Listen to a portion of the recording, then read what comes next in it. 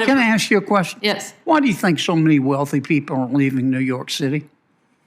New York City is, an incredible city of innovation, immigration, entrepreneurship. Yeah, but why are so many wealthy people leaving?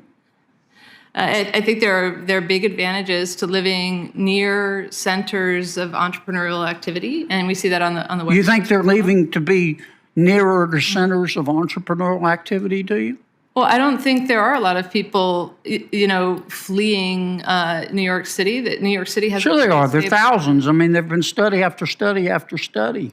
Why are so many wealthy people leaving New York City? I think there's an enormous number of wealthy people who are in New York City and continue. But why are so many leaving? I can't speak to why particular people. I can tell you why. It's taxes. You know that as well as I do. It's taxes. I think if you look at the economic... Some of it's crime, but most of it is taxes. Well, people vote with their feet. The same reason that people are leaving California and moving to Austin. If you look at California, it's one of the most successful economies in the world, and it continues to be so. It attracts people. But they're losing people. I don't think it's in any danger of decline, nor is New York City. And these are very vibrant places. I don't think we're going to ever agree. Reasons. Yeah. I don't think we're going to ever agree.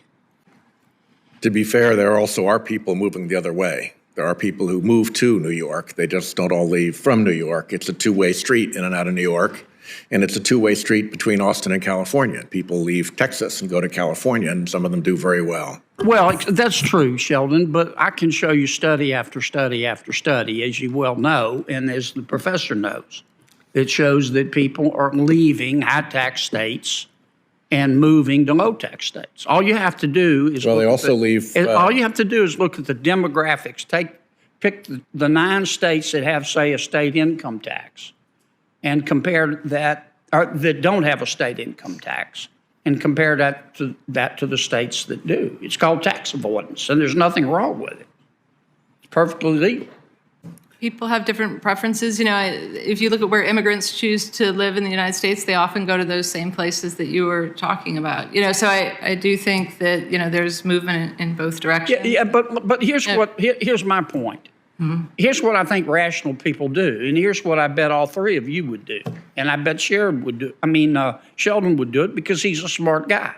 If he won the lottery tomorrow and won $10 million and paid his taxes and has $6 million left, he's going to at least consider, you are too, moving to Florida because they don't have a state income tax. For the record, no, I wouldn't. Never crossed my mind. Well, most rational. Well, I don't mean you're irrational. You know that. But it can be quite rational to not want to live But when in you're Florida liquid, right now. when you're liquid, and you don't have to pay 6% off the top versus 0%, it's a rational economic move, is it not?